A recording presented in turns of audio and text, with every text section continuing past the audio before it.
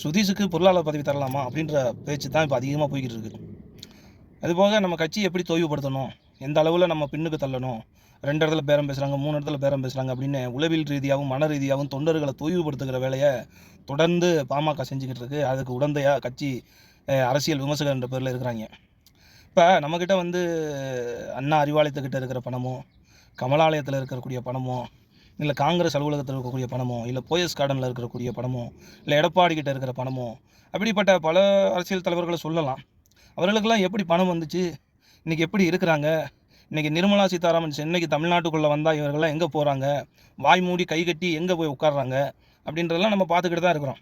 ஆனால் தேமுதிகவுடைய பொருளாளராக சுதீஷ் அப்படின்றது தான் இவங்களுக்கு ஏன் இப்படி வருது அப்படின்னா, இன்றைக்கி கட்சியினுடைய பல நிகழ்ச்சிகள், பல விதமான நிகழ்வுகளை கண்டன ஆர்ப்பாட்டங்களாக இருக்கட்டும், ஒரு கல்யாணமாக இருக்கட்டும், ஒரு மாவட்ட நிர்வாகிகள், மாநில நிர்வாகிகள், ஒரு மாநில பொதுக்குழு உறுப்பினர் வந்தாங்களா, இல்லை பிரேமலதா விஜயகாந்த் வந்தாவோ, இல்லை இளைஞரணி செயலாளர் பிரபாகரன் வந்தாலோ, இன்றைக்கி ஒரு மாநாடு அறிவித்தாலோ, இதுக்கெல்லாம் எங்கேருந்து பணம் வருது? எங்கேருந்து பணம் வருது?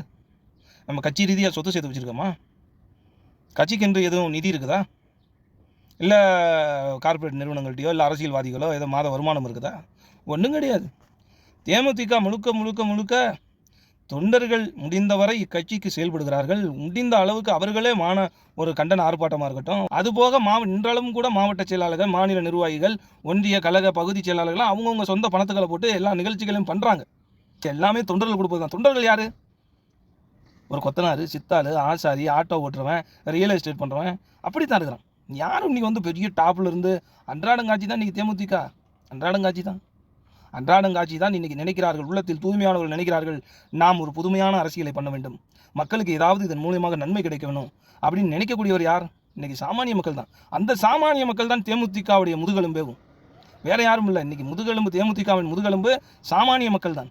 அவர்கள் தான் தொண்டர்கள், அவர்கள் தான் தேமுதிகவுடைய உயர்ந்த பொறுப்பில் இருக்கக்கூடிய கழக நிர்வாகிகள். அப்படிப்பட்ட இயக்கம் தேமுதிக. இந்த கட்சியை தொய்வடைய வேண்டும் என்று பாமக தொடர்ந்து, நான் குறிப்பாக சொல்லும், பாமக 70% நம்மை பின்னுக்கு தள்ள வேண்டும் என்று தொடர்ந்து அரசியல் விமர்சகர்களுக்கு பணம் கொடுக்கப்பட்டு அவர்கள் இவங்கெல்லாம் எப்படி விமர்சிக்கிறாங்க? இப்போ அரசியல் விமர்சகர்களுக்கு வேறு எதுவும் வேலைக்கு போகிறாங்களா? அப்படிலாம் கிடையாது. அரசியல் விமர்சகர்கள் நம்மளை போல ஆளை கீழ்த்தனமாக பேசினா அவனுக்கு கண்டெம்ட் கொடுத்தா அவனுக்கு பணம் 2000 3000. அந்த கட்சிக்கு சார்பாக பேசினா மாதத்துக்கு 60,000 1 லட்சம் அவர்களுக்கு பினாமியாக சொத்து பணம் கொடுக்கப்படுது. ஒரு கட்சி தன்னை உயர்த்தி சொல்லணும்னா 60,000 1 லட்சம், இல்லை ஒரு வருடத்துக்குன்னா ஒரு 12 லட்சம் 10 லட்சம் கொடுத்து அவர்களை விலைக்கு எடுத்து அவர்களை பேச வைத்து அவர்கள் மூலியமாக கட்சியை வளர்க்குறான். இன்றைக்கி சீமான் அப்படி தான் ஒரு ஊடகத்துக்கு 6 லட்சம் ரூபாய் கொடுத்து அந்த ஊடகத்தின் மூலமாக மாதேஷ் என்றவர் மூலமாக 2021 தேர்தல் பிரச்சாரத்தை செய்வதற்கு அவர்களுக்கு பணம் கொடுக்கப்பட்டு அவர்களுக்கு ஆதரவாக செயல்பட்டான். இதுதான் இன்றைக்கி மீடியாவில் நடந்துகிட்டு இருக்கு. அதன் மூலியமாக தான் நமக்கு பின்னுக்கு தள்ளணும்னு நினைக்கிறான். ஒவ்வொரு கட்சி தொண்டர்களும் நாம் விழித்திருக்க வேண்டிய நேரம். நம்மை பின்னுக்கு தள்ளுவனுக்கு நாம் முன்னுக்கு நிற்பதற்கு நெஞ்சை நிமித்தி தோலை உயர்த்தி சொல்லணும், நாம் எதற்கும் கலங்காதவர்கள், நேர்மையானவர்கள், கரைபடியாத கரத்திற்கு சொந்தக்காரர்கள், இன்னும் சொல்ல போனால் நாம் எந்த குற்ற பின்னணியிலும் இல்லாதவர்கள்.